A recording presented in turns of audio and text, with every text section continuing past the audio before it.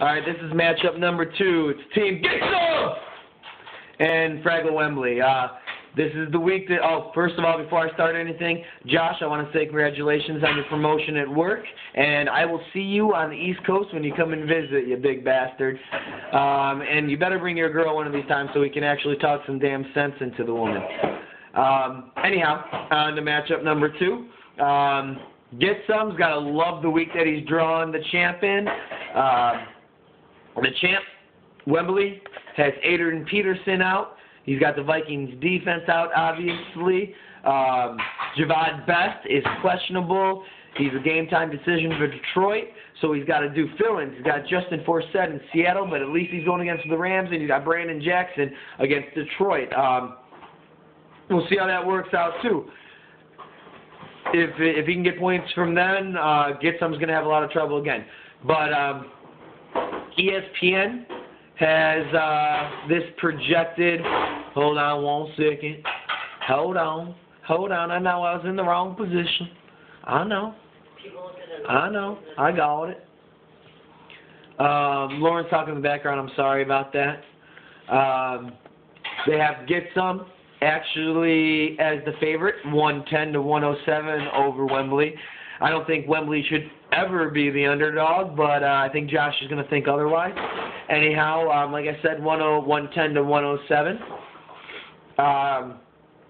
Quarterback, both people have their regular quarterbacks in. Get Some, I've been really high on Jay Cutler this year. I'm going to continue to be high on Jay Cutler against the Giants defense. They haven't proven that they can stop anybody in the past so far this year, and Cutler's been throwing his ass off. It shows all you fucking Bears fans out there, get rid of Cutler. This guy sucks. Blah, blah, blah. You guys are idiots. The guy's a Pro Bowl quarterback. And now he's at least able to show you, and he still doesn't have talent on that team, and he's still putting up numbers. Yeah. Now you guys can shut your mouth. And just so you know, 3-0 does not mean you're going to the Super Bowl, Bear fans. You're not going to the Super Bowl. Anyhow, on the other side, Phillip Rivers has been an absolute monster so far this year. He's ranked number 3 as fantasy quarterbacks go, 22 points. And the thing is, it's not just from one huge week and then some mediocre weeks. He's been consistently at 22 points, 20 points, 23 points. That's where Rivers has been staying. And as long as he can keep doing that, that just gives a bigger edge to Fraggle Wembley this year. Running back, Frank Gore, Justin Forsett, and Brandon Jackson are going to be in the squad for Wembley. Brandon Jackson or Forsett might drop out, depending on what they say about Javad Best from Detroit, but we'll see. Until then, Forsett and Jackson have a go. Gore's going against Atlanta's defense. Gore has not been running his ass off, but he's been a complete part of the offense, whether passing or rushing, and he's getting his touches either way. So he's still a must-start. He's still going to put up about 15 points this week. Justin Forsett, Seattle against St. Louis. Forsett got all the carries but only 1 carry last week for Seattle. So look for that trend to keep continuing. If it does, it will be a really great fill for Wembley to have Justin Forsett sitting there.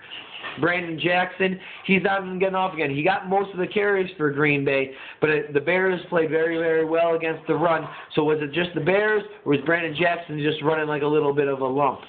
We'll see. I definitely think Brandon Jackson's going to get about 8 or 9 points this week. We'll see how many carries Kuhn steals off of him.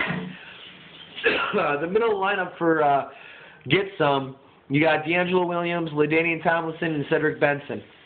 This is where ESPN is seeing a lot of points coming from. I don't see LT getting 19 points against Buffalo. I understand it's Buffalo. I don't see LT getting 19 points. I'm counting on 9 to 12 points for LT.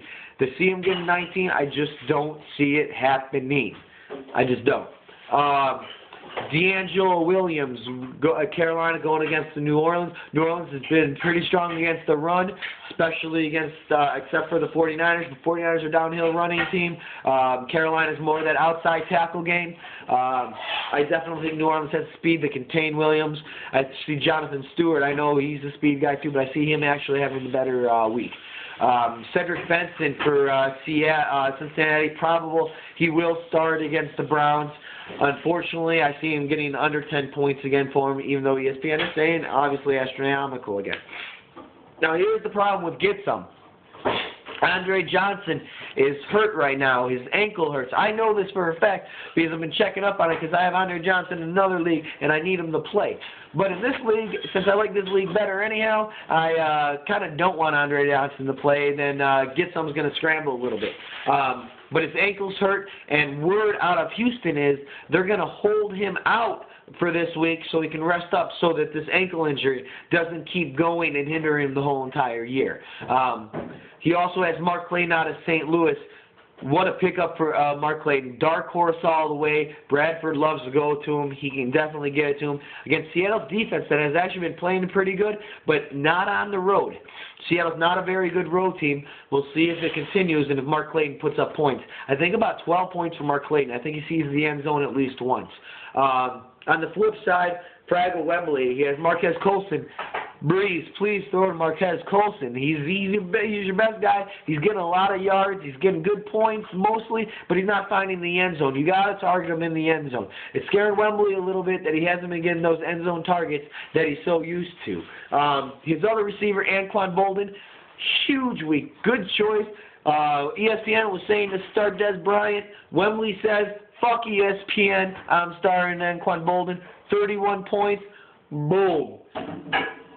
31 points. 3 touchdowns. 3 touchdowns, bitches. He doesn't have quite as good as a week. He's going against Pittsburgh. But if anybody can do it, Bolden can. Pittsburgh's got a great defense. We all know it. But their cornerbacks are still a little shady. I see Bolden wiggling out about 8 to 9 points this week. Tight ends, Vernon Davis against Atlanta. Vernon Davis has been a little bit of a disappointment. He's not been bad, but he hasn't been what he was last year. He's not finding the end zone consistently, but he started off slow last year as well. I see him finding the end zone against Atlanta at least once. 13 points for Vernon Davis. On the other half, gets the number 2 or number 1 tight end in Dustin Keller. Why? Because that's all fucking Mark Sanchez throws to is Dustin Keller. Only throws to Dustin Keller. Honestly, every single time you saw him drop back, you could close your eyes and say, ball's going to Dustin Keller, and there it goes. It just happens every single time. We'll see if that continues later on in the year once Antonio Holmes gets there. I think it might spread out a little bit more, but Sanchez's safety valve. It's a pacifier. It's a safety blanket. Blah, blah, blah. Whatever cliche you want to throw in there, that's what's going on.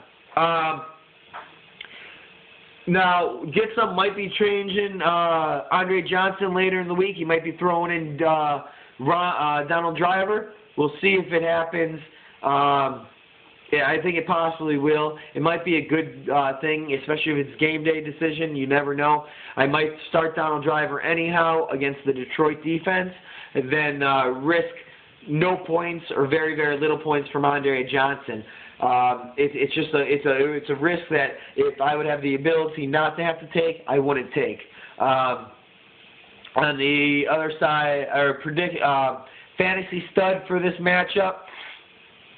I hate to say this, but it's not even on my team.